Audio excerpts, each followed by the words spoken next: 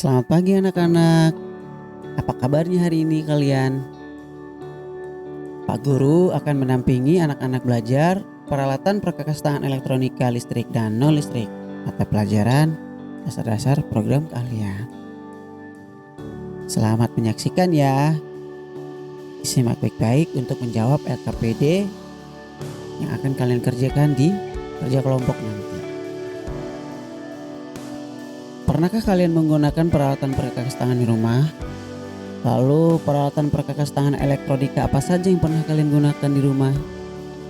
Tentu dalam pekerjaan elektronika, untuk memudahkan pekerjaan kalian, diharuskan seorang teknisi elektronika atau listrik menggunakan peralatan perkakas tangan. Untuk memudahkan ya tentunya dalam pekerjaannya. Nah, di sini kita akan belajar apa saja peralatan perkakas tangan non listrik maupun perkakas tangan menggunakan listrik ya.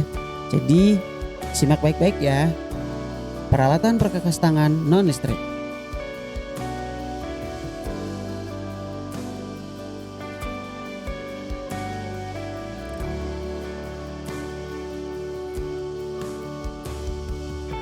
Peralatan perkakas tangan non listrik yang pertama adalah tang. Ya, kalian pernah menggunakan tang nggak di rumah?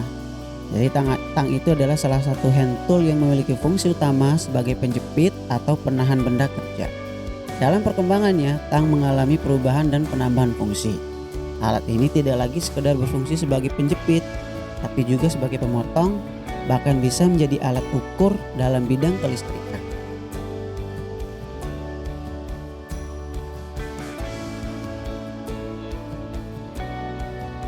Contohnya seperti ini anak-anak ya. Ini ada beberapa gambar tang yang digunakan dalam pekerjaan elektronika. Jenis-jenis tang.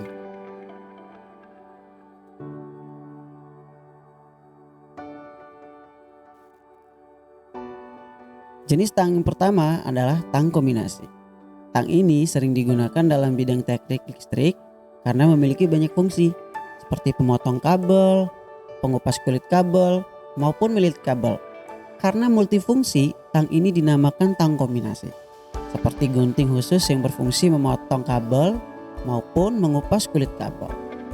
Jadi kalau kalian ingin menggunakan alat ini yang pekerjaannya mengupas kabel sekaligus untuk memotong, kalian bisa menggunakan tang kombinasi ini. Tang yang kedua adalah tang potong.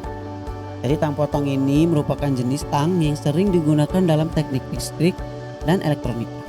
Memiliki desain tajam seperti gunting khusus yang berfungsi memotong kabel maupun mengupas kulit kabel.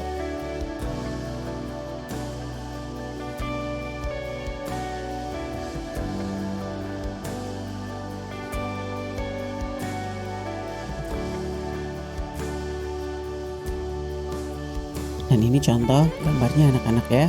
Bentuknya pipih seperti gunting. Jadi hanya bisa digunakan untuk memotong dan mengupas kabel saja. Yang ketiga adalah tang ampere. Jadi tang ampere ini merupakan salah satu kategori tang juga, walaupun kegunaan tang ini adalah untuk membaca besaran arus atau beban listrik yang terpakai atau mengalir. Jadi kalau kalian ingin membaca sebuah besaran arus atau beban listrik yang terpakai atau yang mengalir di rumah kalian bisa menggunakan tang ampere ini.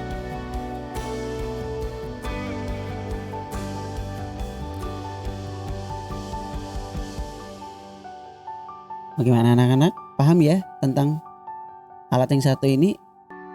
Sekarang kita lanjut ke cara menggunakan tang yang benar. Pelindung mata. Pastikan untuk mengenakan pelindung mata saat bekerja dengan tang. Ini sangat penting jika Anda memotong bahan seperti kawat keras. Yang kedua, gunakan tang yang tepat. Anda harus menggunakan tang sesuai dengan peruntukannya. Misalnya jika Anda ingin memotong kawat keras, maka gunakan tang yang memadai dirancang untuk keperluan tersebut. Yang ketiga, jangan pernah menggunakannya pada kabel beraliran listrik. Anda tidak boleh menggunakan tang pada kabel beraliran listrik, meskipun kabel tersebut terisolasi. Dan yang keempat, olesi sambungan tang. Jika tang tidak Anda gunakan selama lebih dari 1 bulan, maka Anda harus melumasinya dengan WD-40, GT85 atau yang serupa. Jadi cairan itu hanya untuk menjaga dari tang terlihat karat ya anak-anak ya.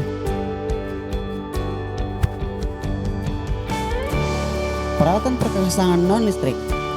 Yang pertama adalah obeng. Jadi obeng ini obeng plus atau obeng kembang memiliki mata berbentuk simbol plus dan berfungsi untuk mengencangkan baut atau skrup dengan bentuk kepala yang serupa. Jadi kalau kalian ingin membongkar sebuah PCB dan pengaitnya berupa skrup, kalian bisa menggunakan obeng ini untuk melepaskan skrup tersebut.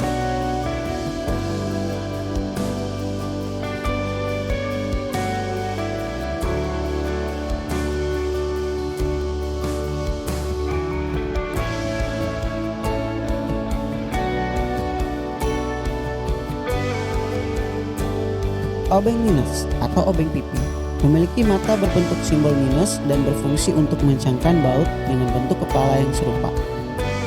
Sama halnya dengan obeng plus tadi ya anak-anak ya. Kalau kalian ingin melepaskan skrup dengan bentuk skrup yang kepalanya pipih atau minus, kalian bisa menggunakan obeng pipih ini atau obeng minus ini untuk melepaskan skrupnya.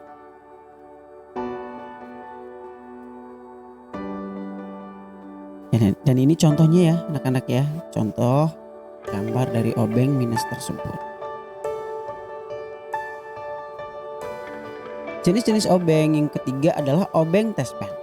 Obeng model test pen memiliki fungsi yang mempermudah perbaikan listrik dan terdapat ujung yang berbentuk minus dan bisa menyala jika tersentuh dengan benda yang memiliki aliran listrik. Jadi kalau kalian ingin mengecek terminal di rumah kalian, terminal listrik ya, aliran listrik, kalian bisa menggunakan obeng test pen ini. Caranya adalah kalian gunakan jari kalian untuk menekan ujung dari test pen. Jika terlihat lampu LED menyala berarti ada aliran listrik.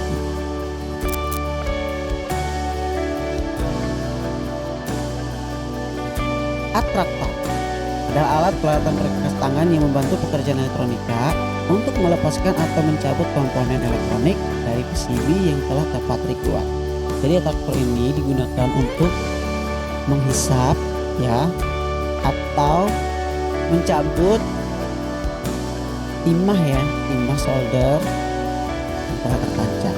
Jadi kalau kalian ingin melepaskan komponen yang tertancap oleh timah tersebut, kalian bisa menggunakan atraktor ini. Peralatan perkakas tangan listrik. Yang pertama adalah solder.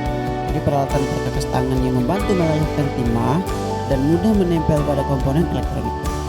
Untuk memungkinkan komponen elektronika tergabung dengan jalur papan sirkuit tercetak atau PCB. Jadi kalau kalian ingin menempelkan sebuah komponen pada papan PCB, kalian bisa menggunakan solder.